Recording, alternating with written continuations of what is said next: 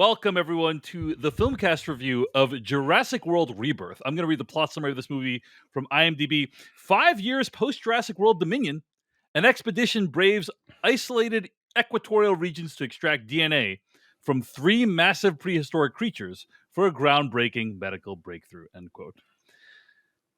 Now, let's remind ourselves here, what were our thoughts on Jurassic World Dominion? Because in my opinion, that's one of the worst movies I've ever seen in my life. Stinky But poopy. I'm Stinky. curious.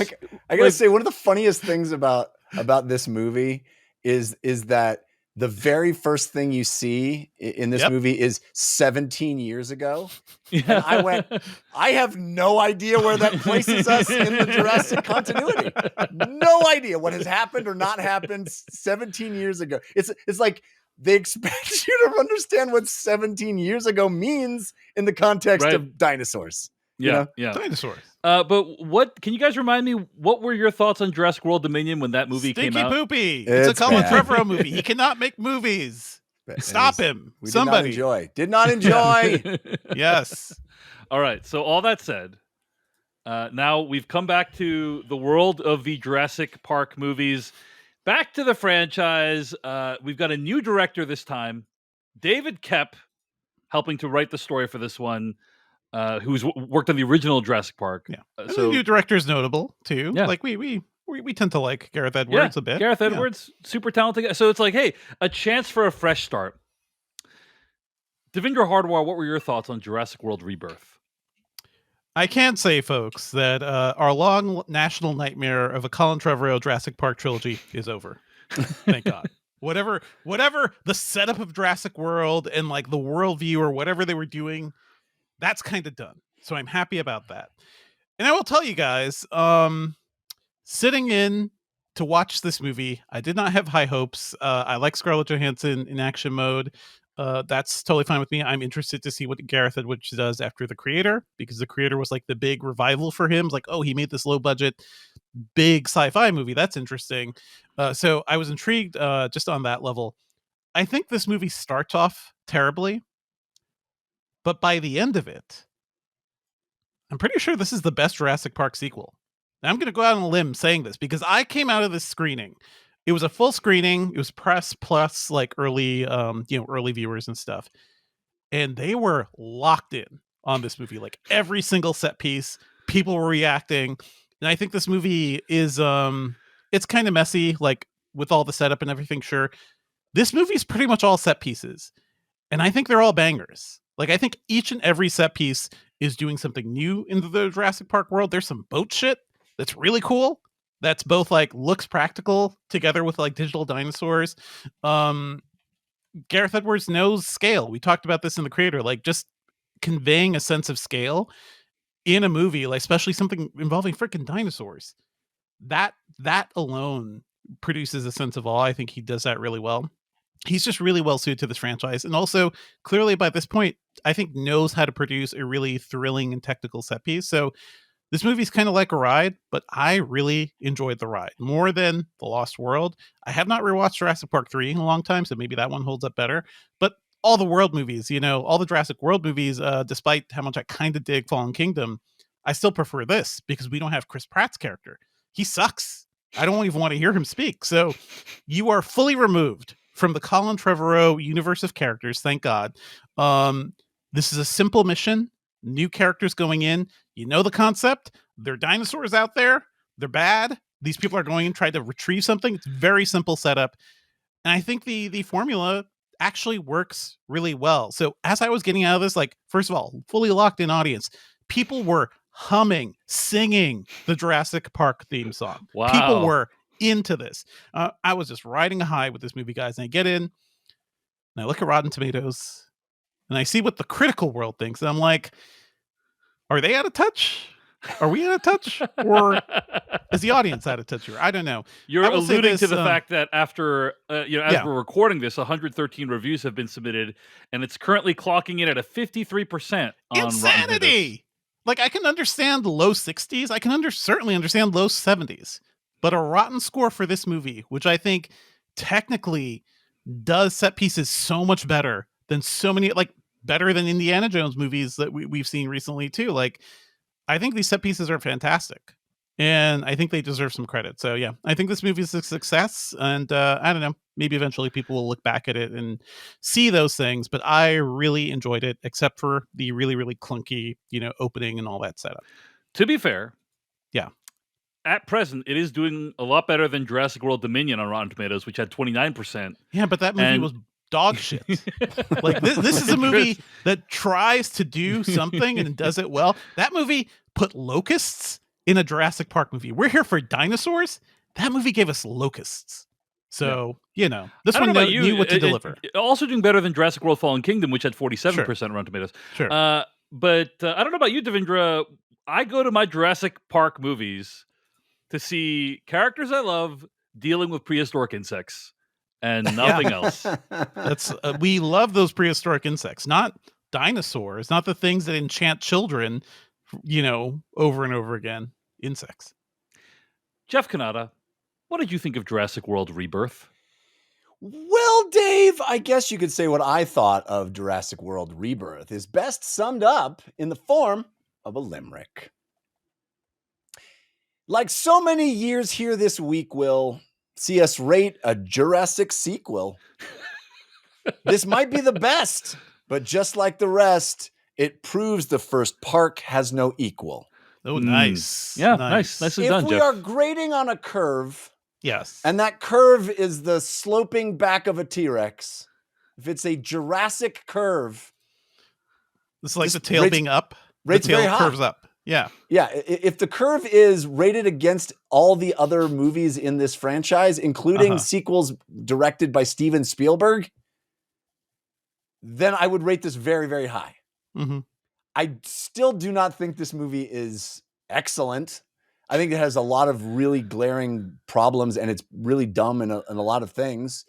But I totally agree with Devindra that the set pieces really work, and they're really great. The visual effects are almost universally excellent. There's a few notable exceptions to that, but overall, they're pretty excellent. And Scarlett Johansson's performance for me absolutely carries this movie. She's always good like this. Yeah. She's doing something that I think I've never seen her do in particular in this kind of a part. And I don't really see any actors, particularly women, do, which is she's just having a blast. She does not feel the need to make her badass mercenary character brooding and dour and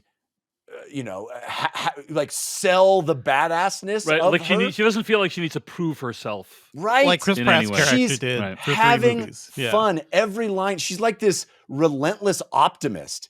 And let me tell you guys, that's not on the page. The it's her take on those lines, because the lines are written like a badass, like I'm the coolest kid in the room. And she just decided, I don't know, kudos to the director for allowing it, or whatever the decision process was. I'm giving her a lot of credit. I don't know that for certain, but she is delivering all of it like the sun is always shining in my world, and I'm just not going to let anything bother me, and I'm going to have a blast doing this. And my goodness, does it elevate the entire experience of this movie, because ultimately that's kind of what I want as an audience member. Like, let me just have some fun with you. Our And friends just died, but we got to keep going, guys. Yeah, we gotta right. mission We got people accomplished. dying, Yeah. but we're having a good time. And she is giving the audience permission to have a great time. And I don't think enough credit is given to performances like this when that is the case. It's kind of the same thing I was lauding with Brad Pitt last week with F1 Registered Trademark, the movie, where like his sort of movie star charm carried the movie and sold moments that could have possibly come off as cheesy or flimsily written. Yeah. And the same thing happens with Johansson, where she's just, her sort of inherent charm and dazzling screen presence just sells stuff that is kind of clunky. That said, there's still a lot of stuff that's really clunky, and I can't wait to get into it in spoilers, but there is some very contrived bullshit that is really trying to recreate stuff from the very first movie in a really bumbling way, in my opinion. And, there are a number of just sort of pure plot things that are just, you have to endure, but the reward as Devindra pointed out, is some really, really well executed, thrilling action sequences. Most notable is that ocean one that sort of kicks off the movie that I think is a tour de force, really excellently executed with tons of great moments. But there are a few others that pop up as well. My biggest gripe about this movie, honestly, is that it feels more to me like a, late edition Godzilla versus Kong movie than it does a Jurassic movie. Yes, they're dinosaurs, but they're mutated, and so they can look like anything. And guess what? They were just in the jungle. The number of times I've seen the Kong universe movie, the Godzilla Kong universe movies, go to Monster Island, and it's almost indistinguishable from the plot of this movie. Yeah. It like harms this movie because it's just like, I've not really enjoyed many of those movies, and we're basically doing the same thing. And we don't get the best parts of the Jurassic franchise, which is just average people and scientists dealing with this thing. We have a series of, high, awesome mercenaries, like high skilled mercenaries in this movie. And it feels like a different franchise. It misses out on what's I think, so captivating about Jurassic Park and the first Jurassic World, which is like, hey, we brought this to the masses. It's just the public gets to see dinosaurs. Ruh-roh, that's bad. The public now has to deal with dinosaurs. And we don't really ever get that other than the very contrived people that are shoehorned in, which I'll get to in spoilers. It's they kind of retcon what happened in Jurassic World too, right? Jurassic totally. World's like, dinosaurs are everywhere. And this one's like, what 28 years later is like, nah. Yeah. Nah, that seems really hard to pull off. Let's okay. Yeah. All right, guys. I mean, first of all, I largely agree with everything you guys have said. This movie is fine. It is not even close to the worst Jurassic World movie that exists. Right. Yeah. And there are so many things that are nice about it.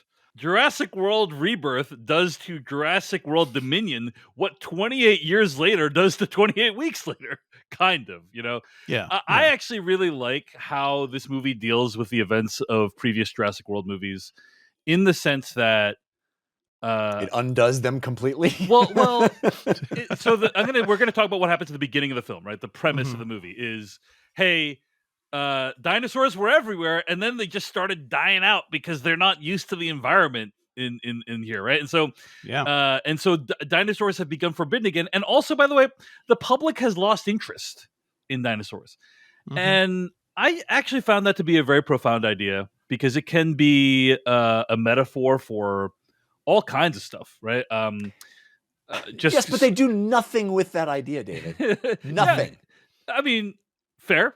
I'm not denying that, but it's the setup. It's the premise of the backdrop, the window dressing. Wouldn't it have been wonderful if they actually cared to investigate that in some way? Okay, well, Jeff, I hate that you're making me argue in favor of this movie, which again I don't have that strong feelings about. But if I'm to argue in favor of the film, some metaphors it could be right. Like number one, like science in general, the public's affection for science in general. Yeah, I remember I went to the aquarium recently with my nephew, and I remember growing up, my parents would take me to the science museum and aquariums, and I'd be like, "This is so cool! This is the coolest shit in the world," and just assuming that everyone in the country felt that way, just assuming. Everyone who wouldn't feel this way about science is one of humankind's greatest discoveries. And obviously there's a strain of anti-intellectualism in this country right now that is really hard to witness. And so, that's one metaphor it could be, but also just another metaphor is the art of cinema and its ability to give you wonder, right? And that's another thing that the public's disaffection with dinosaurs at the beginning of this film could represent. But I agree with all that, and I think it would have been wonderful. It's the most tepid, feckless attempt at bringing up a really interesting subject. It's like there's a lot of room at the beginning of this movie to do. We get some moralizing at the end too. That's hey, wouldn't it be nice if people like science? Anyway, can't really focus on that too much. Don't want to offend any of the audience. Okay, bye-bye. But I think that like what they did is they used that as a concept to create a dangerous situation for the main characters, like a dangerous, isolated situation for the main characters to be in. So in some ways, the movie does honor that premise. It doesn't like fully explore what does it mean. You know, I get it. I agree with you, Jeff. But like, it's not like it does nothing. It's not like it just introduces and does nothing with it. Like, it is the foundation of why the characters need to go on the journey they need to go on. Yeah. Right. Yeah. So anyway, I'm just arguing a little bit. Trust me, we're going to talk about all this. There's a lot of things I freaking hate about this movie that we're going to talk about. But like, I'm just kind of arguing what I like about it. And I do think, in general, what Gareth Edwards tries to do in this movie and in many of his films is restore wonder to what you're watching, right? When you watch movies like even Monsters or Rogue One or whatever, like there is a sense of scale, and The Creator, which I loved and you guys were not fans of, like there is a sense of scale that these movies provide you. There is a sense of like, hey, I want you to be amazed at what you were looking at. And that's something that I think this movie attempts and occasionally does succeed at doing. It tries to recreate some of those great moments from the first Jurassic Park where people are like, holy shit, dinosaurs. Yeah. Wow, amazing, right? Like, amazing. And this movie makes room for awe and wonder, and I appreciate that. Yeah. Having said all that, so like overall, and like you guys agree with you, this movie is nonstop set piece after nonstop set piece. The set pieces are creative, they're interesting, they're well done. So I think this is going to be like a home run for general audiences. There are things I did not like about the film. Freaking hated basically all the characters, including Scarlett Johansson. It's like, I think that is the Scarlett Johansson character. I think she's fine. She basically plays it off like an Avengers character, right? Like Black Widow. I'm cracking wise, even though there's nothing, you know, the situation does not call for that. And I'm still going to like make Let's quips. take a moment for our dark past. Right. And take a moment for our dark past. And now it's going to be nonstop quips to the end. I just didn't find that to be a compelling character. There is some stuff at the end that is, in my opinion, completely unearned. I will say Jonathan Bailey is super hot. You know, like he's just super good looking dude. And I think he's very solid as the kind of Alan Grant acolyte in this film. Are scientists supposed to be hot? Yeah. Like, I love Alan Grant, but he's gruff dude. He's gruff dude who does not look like he was just the love interest in Wicked. Okay? Yeah. Like, and that's I like buy I like Alan him. Grant. Yeah. Yes, I do not buy Alan this Grant. kid. Yeah. What this is guy it with is you guys like having a difficult time with people being too good looking in movies, like That's How to right. Train Your Dragon as well. That's right. It's and true. I think the big bummer of this film, there's like, it's a very cognitive dissonance, disorienting experience watching this movie, because on the one hand, I believe they shot the whole movie on film. Like, it looks like they shot it on film. That's what I understand to be how they shot the film. And so that's cool. Like, oh, you're doing an old school, like, even though it's, you know, doing it with film and in the old ways. I like that respect. On the other hand, every single dinosaur thing was CG, right? It felt like there was no practical Stan Winston shit where they had, you know, or even if there was, there's only a few things. Like, there's even a shot where one of the dudes comes up and touches the leg of a thing, and it's so obviously CG. Exactly. It's like, that's a bummer. And that's a huge bummer, because one of the great things about the original Jurassic Park, one of the reasons it was so groundbreaking, was the combination of CG and physical practical. Like, John Hammond says it, right? Like, you want something you can feel and touch, you can see and touch and like feel with your hand. And that's what those dinosaurs were in Jurassic Park. And they decided, for whatever combination of reasons, logistically, budget-wise, they're like, we can't do it. It's just easier to do everything in CG, or maybe not everything, maybe like 95% of things, but that's what it felt like. It felt like the vast majority of stuff was CG. It's a shame, because like there's a small dinosaur in this movie that could have been actually perfect if it was a little puppet. I reviewed The Legend of Ochi, which is a $10 million movie, and they went, we're going to do a freaking puppet. And you feel it in that movie. If The Legend of Ochi can do one puppet, Jurassic World Rebirth should be able to give us something. Maybe they did it. Like, again, we're not sure of what they used, but whatever the case, it did not feel like anything was real. Like, and it did. It all looks not great. So, the characters in this movie, not great. There's really two sets of characters, and I found it really hard to care about one of them, and that's like half the movie. So I mean, we should get into spoilers let's get into because spoilers. we have lots of thoughts Before we about get this. there, Yeah. I just want to shout out Alexandra Desplat. Having fun. Nice. That boat sequence, it wasn't just a good set piece.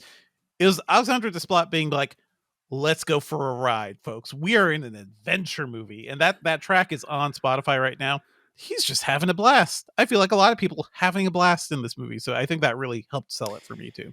The other thing I want to mention, I forgot to mention, is that I do think there is a sort of comic relief character in it that I expected to despise, and I think they set you up to think you're going to despise this character, and I ended up having a ton of fun with that character. And I think that's pretty sure it's the one Dave hates, but yeah, we'll talk. I had the opposite feeling where there's a feling of just a wave of disappointment that rushed over me when I realized that character was not going to die immediately. But I'm glad you liked it, and I think people will have different reactions to the character, Sure. right? So, yeah. Anyway, we have a lot of stuff to talk about in spoilers. Let's discuss it. Spoilers for Jurassic World Rebirth, starting right now. So I think the main issue with this movie for me, right, is they want to have what you guys talked about, which is what is it like to have dinosaurs unleashed upon regular everyday people?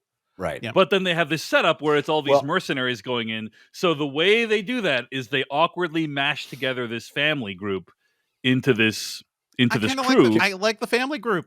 I like it because this movie starts rough. We should talk more about how much I think the opening setup, as much as I like Rupert Friend, like his whole explanation of everything, all those scenes. There's one little bit in that opening where it's just a dinosaur stuck in in Dumbo in Brooklyn, and everyone's just annoyed by it because anything that causes traffic in New York is annoying and not like a thing of wonder. I get it.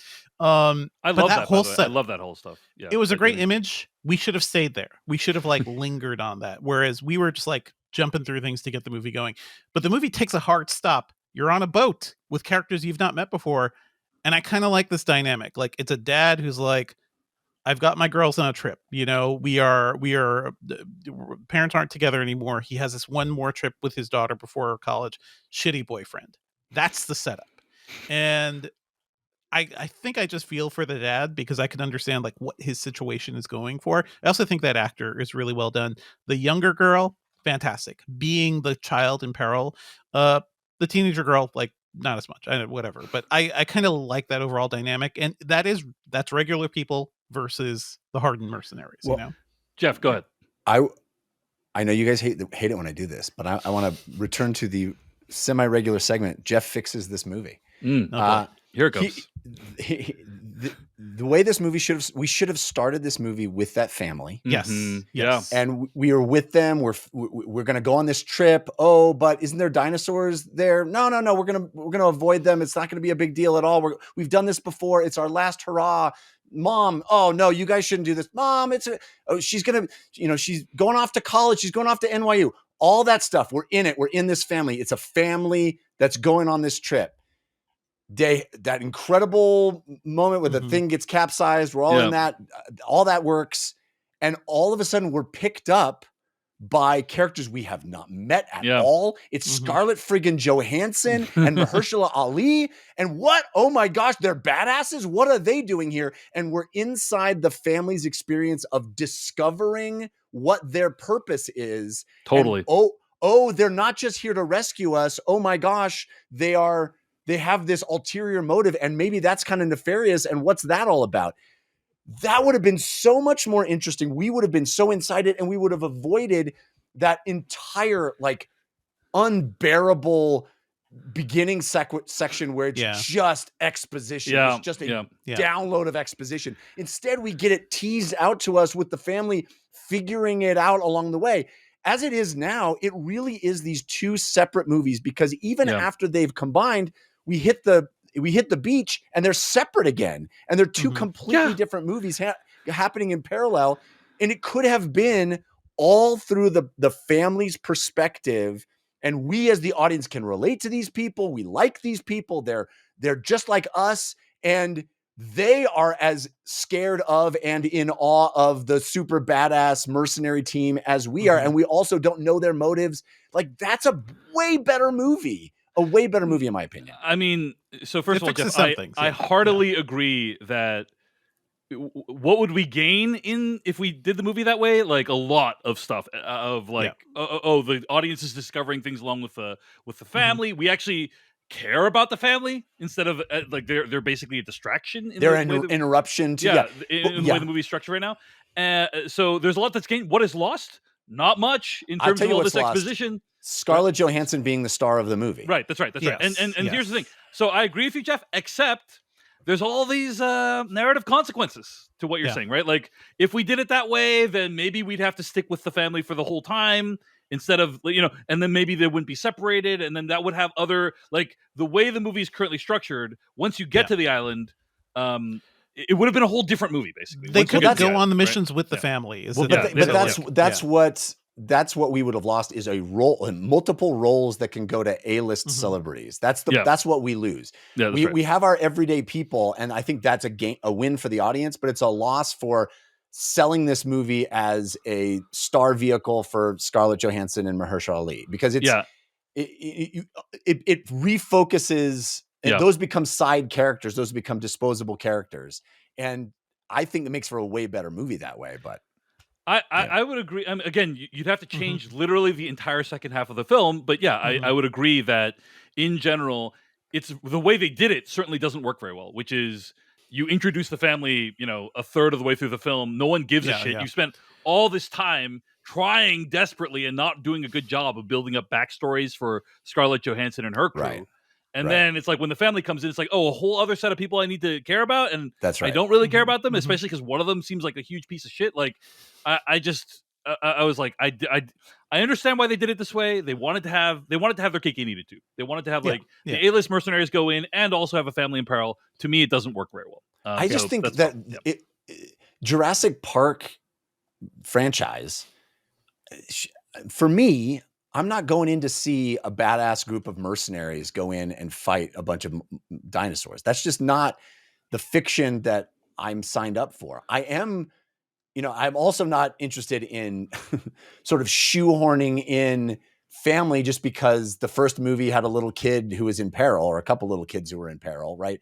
And that's what it feels like on both sides, instead of actually making it about this family that finds themselves in over their head, and whoopsie, they are actually also tied into this much larger corporate plot that could be really interesting too, as seen through the family's eyes, and making them decide who they will side with. And, like, all that stuff could have been really compelling. Instead, we get sort of two half-baked stories that are only work together because of the peanut butter and jelly of action sequences that are good. Also, like, ScarJo and Mahershala just like really selling, like, hey, we should go after those people. And then you have the guy who's like the real villain being like, fuck them, basically. So that it's very broad strokes. I feel like this is probably not David Koepp's best work, but it is probably the best Jurassic Park sequel script.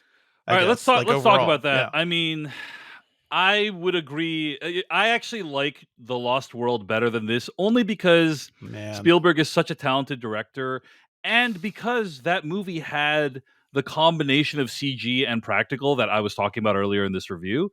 Have you watched that movie again recently? I have. And yes, it's very silly, and it has this whole sequence at the end that's very weird where the Tyrannosaurus Rex goes, invades LA. But, like, again, watch that sequence. There are practical effects. Like, the Tyrannosaurus Rex hits a bus, and the bus like, they actually had a bus explode for, they did this stuff in real life. And in this movie, I respect your commitment to that aesthetic, David, and I sympathize when movies do that and do it well. It's really wonderful because you can feel it. Where's the butt, Jeff?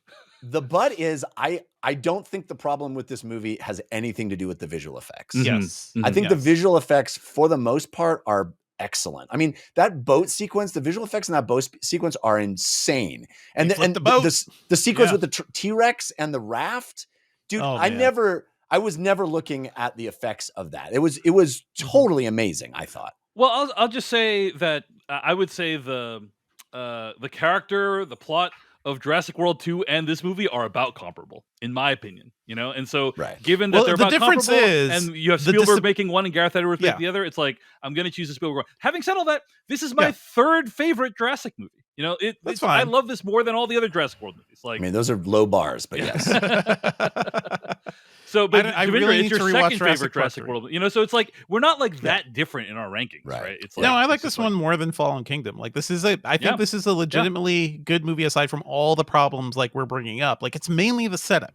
The setup and the stakes are kind of like wackadoo, but Johansson makes it work. Mahershala makes it work, and then you've got time for moments of wonder, a little bit of time for backstory, but it's really those set pieces, and they drive this movie. Like we're from one thing to every single set piece I think has something new and interesting about it.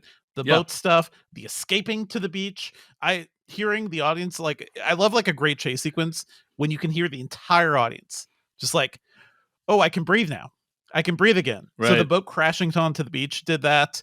The whole Tyrannosaurus on the raft thing. Yeah, that was Cliffside great. pterodactyls. Love that. Yeah. The freaking invasion on the gas station. Just a lot of cool imagery there that they're just having fun with.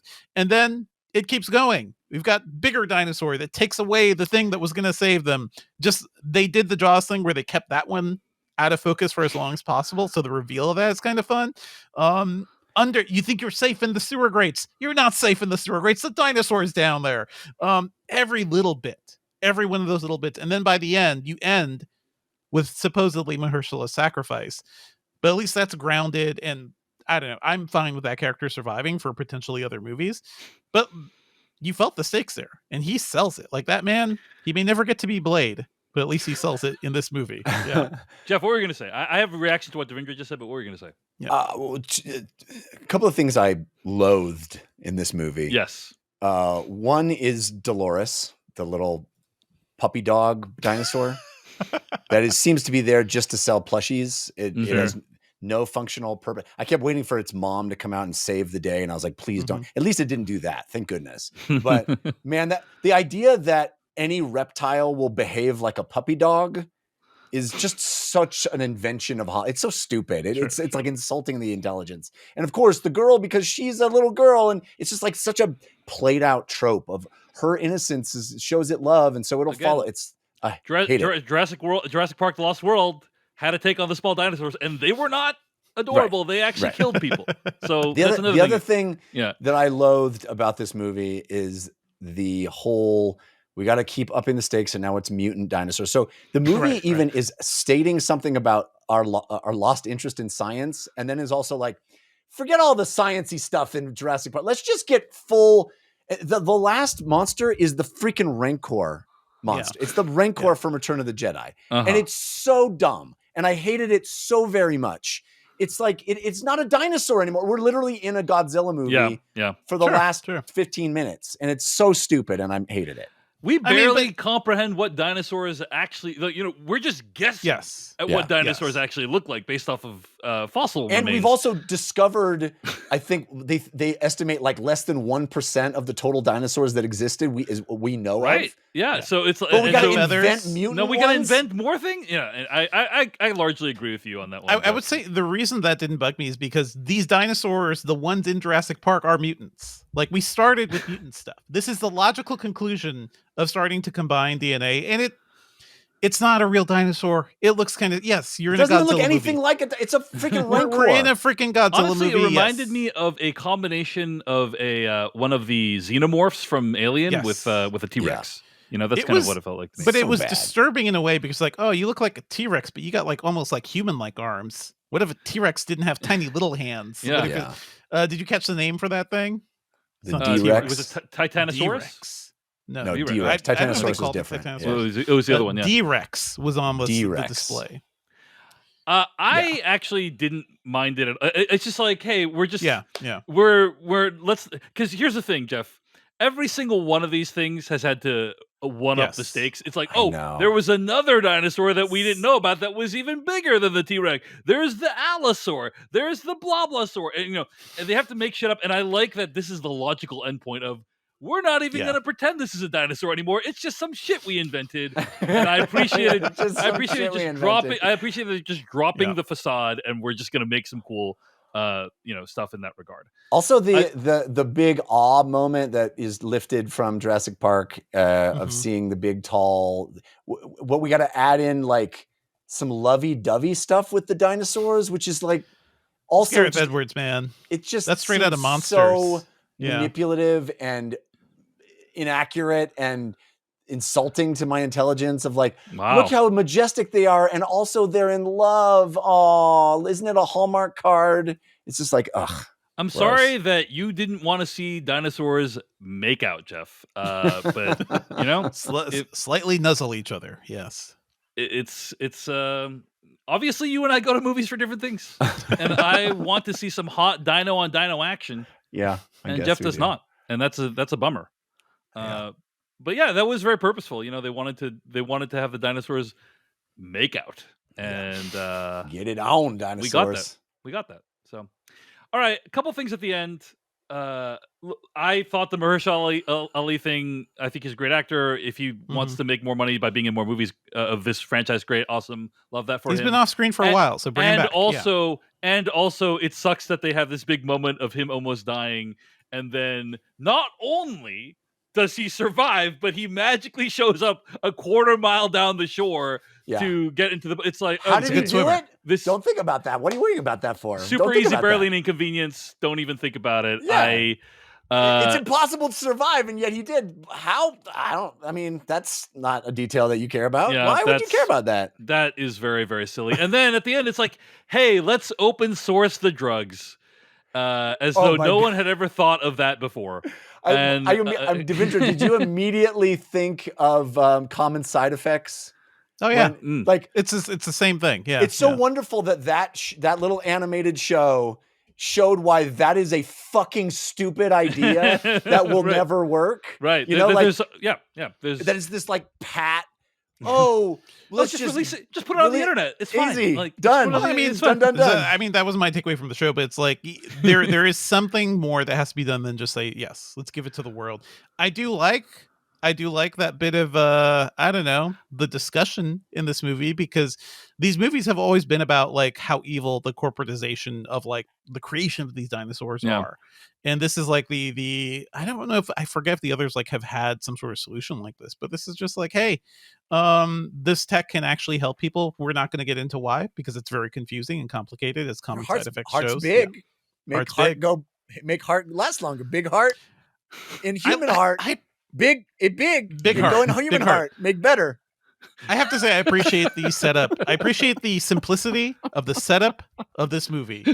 We need blood from 3 dinosaurs. Yeah, I made this big gun. Heart dinosaur. Big heart dinosaur. Big. I made this gun that can get the transfusion parachute. Nothing can go wrong with this plan until something does go wrong with that plan. Yeah. And the accidental parachute works against him. That's fun. That whole sequence with the pterodactyl, when he falls, I was like, the perfect Bugs Bunny joke would be slowly falling next to him. And then 10 seconds later, slowly falling next to him. So, I think I was just on this movie's wavelength. I just want to make clear, I wasn't bothered by the implausibility of the open sourcing of the drug at the end. It's more just on a character level. The movie did not earn that ending, in my opinion. Yes, they have a brief 30-second conversation about the possibility of doing this. And then Scarlett Johansson's like, yeah, you know what? Let's do all that stuff we just went through. Let's just release it to the world. We just don't know enough about that character, in my opinion. Like, there is a version of this movie where it could have been this kind of big climactic emotional catharsis for that character. If she was more of a dirtbag at the beginning, like there is no arc for her, right? Because she starts off essentially, we're gonna scam this company out of a little more money. That's all. The audience was fully on board with that, but there's no like dirtbag shit. Correct. Whereas there's no arc Ellen for in the first anyone. movie hates kids. The only person who hates kids, this bastard. The only person in this movie who has an arc is the shitball teen boyfriend. Right. He's the only one who has an arc in the entire movie. That's true. I like his Baywatch moment though. Like we expect so little from him. He's like, oh shit. Danger, Baywatch float. I don't see those things anymore. It's interesting. You're right, Jeff. They don't have arcs. They have characteristics. Yes. Like Mahershala Ali. His child died tragically, and as a result, he had to Yes. divorce his wife, and that's why he's super protective of a child in the movie. Yeah, Mhm. yeah. Which would have been really poetic if he sacrificed his life for her, but instead he ended up mysteriously surviving. Got that And- cake and he ate it too, They baby. got that cake and ate it too.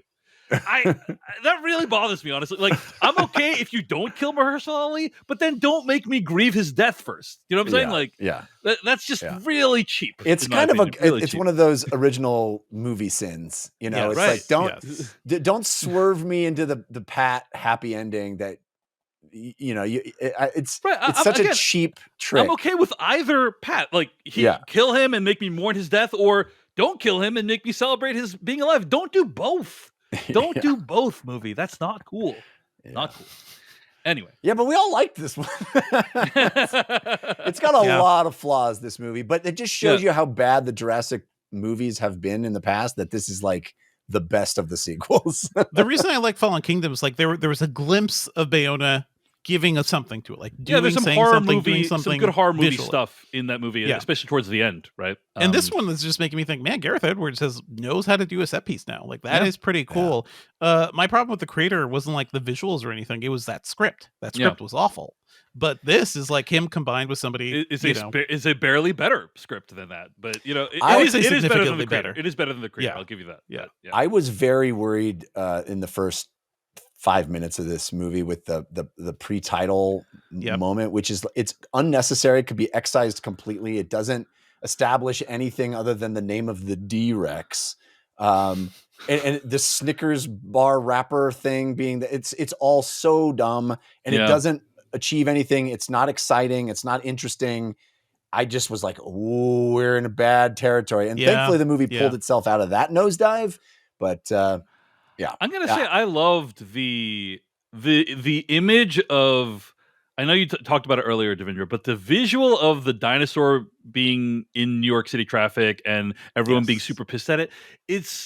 Look, that's Jeff, cool. I know you gave me a hard time for defending this movie, this aspect of the movie, but it's such a perfect encapsulation of our culture, right? Like, imagine you had not seen 6 Jurassic Park movies, and this was the first Jurassic Park movie you saw. It would blow your mind. Oh my, incredible that there's a and then our society has lost its capacity for wonder, Jeff. We do this with everything. We have supercomputers in our pockets, and all we can do is like, want the next one to be a little shinier or something, Don't misunderstand me. I know you agree with that. I think that metaphor is wonderful. I just wish the movie cared about it as much as you and I do. I wanted the movie to care about that. Like it establishes that notion, but then it doesn't interrogate it at all. And that's my criticism, is that this is more interesting than anything else your movie is doing, really. I'm having a fun ride, but if you are interested in the themes that you brought up, I too am interested in those. Let's go there. And it doesn't want to, It needs that scene from the beginning of Interstellar, a movie which just like quickly gets you to space. But at the beginning of Interstellar, there's a teacher who's like, you really think the moon landing happened? And that whole conversation is just really, really interesting. Just something like that. A little bit of that. Yeah. Yeah, and you're right. It basically uses it as a setup and nothing else, right? And it's a fine setup. It's a fine setup. I agree. It's a fine setup. I really loved the other bit of lip service they give, where the guy is like, hey, dinosaurs were on Earth for 165 million years. Homo sapiens have been here for 200,000. We are an afterthought compared to them. Right. And I was like, yes, make me think about the bleakness of my own insignificance. Let's do this. And then the movie's like, off to something else. We got some flashy, more fun to give you. And that's fine. But like, I would love for the movie to actually care a little bit more about the stuff it's bringing up. That's all. I totally agree. One thing that you guys probably wouldn't clock here, I do appreciate that this movie goes to the other side of South America, because we start in French Guiana, one of those locations, and also Suriname. I was born right next door. That's kind of cool. The Jurassic Park is close to that whole area, right? Well, not Jurassic Park, the place where they experiment on all the scary dinosaurs, right? Is that right? I'm just saying the franchise. It's kind of cool that we're doing that. Over the course of these sequels, we have found out that they had near infinite funding. Yeah. Right? Well, it's a There's, different. like, it's a different company now, right? locations all over the world with Yeah. just massive amounts of abandoned material. Every new Yeah. Jurassic World movie, you find out about another base that they had Yeah. somewhere that no one spoke about. What was the point of this one?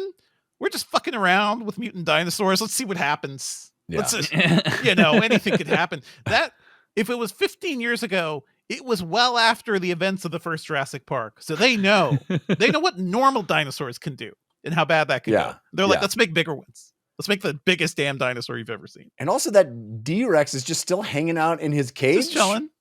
17 years later. It's his home. Yeah. Nearby its cage. Yeah. Mhm. Anyway, all right, folks. I think that's all our thoughts on this movie. Again, so Jeff, I haven't heard from you. How does this rank in the Jurassic World rankings for you? Yeah, I mean, there's a number of them that I haven't seen super recently, but I would put this, I think it's Jurassic Park, Yes. Mhm. and then ellipses, ellipses, ellipses, ellipses, ellipses, and then maybe this. you Yeah. know? Really? So Lost World, you're not a fan of Lost World. Yeah. No. Yeah, I was most not a fan people of Lost most people World. are not. Most people are not. No. Mainly because this comes from the guy who made the first one. So it's like the level of disappointment in Lost World much higher than this movie. Yeah. I think I'm one of the only people that actually like that movie. I mean, there's so many cool sequences. Julianne Moore falling, through the vehicle and then hitting the glass. That was cool. That is That's cool. cool. And then the glass And it like cracks. starts cracking. Yeah. And, oh, So good. so good. Dude, Spielberg Genius. can make a set piece, baby. Genius. Yeah. Yes. Yeah. But Anyway, there's a lot of dumb in that movie too. Yes. yes. I mean, are you saying that using gymnastics to defeat a velociraptor is dumb, Jeff? I don't understand. I like how Anyway. the only bit of Velociraptor we get in this movie is one being messed up by was it one of the pterodactyls or one of the flying ones? I was rooting so hard for that velociraptor to get that boy. I mean, I did not like that guy. That actor does a good job of playing a dirtbag. He had great Kudos to quips. that actor. That line where he's like, you ever think that when an old person buys a bed, and I'm like, where is he going with this? And it totally pays off. It's great. It pays off. It does pay off. The other thing that I love that this movie does not do, that I feel like the last 2 or 3 felt the need to do, is transform the T-Rex into a hero character that comes in and saves the day at the end. Oh, I hate that so very much. I hate the Godzillification of the T-Rex, where it's like, well, he started out as something scary, but now he's on our side, everybody. He should be feared. Hate that. Hate it. I thought And you I'm were glad going to this movie say, didn't do it. Jeff, I appreciated nothing from the old movies. Like there's a reference to Alan Grant. Like, hey, I worked under Alan Grant. That's it.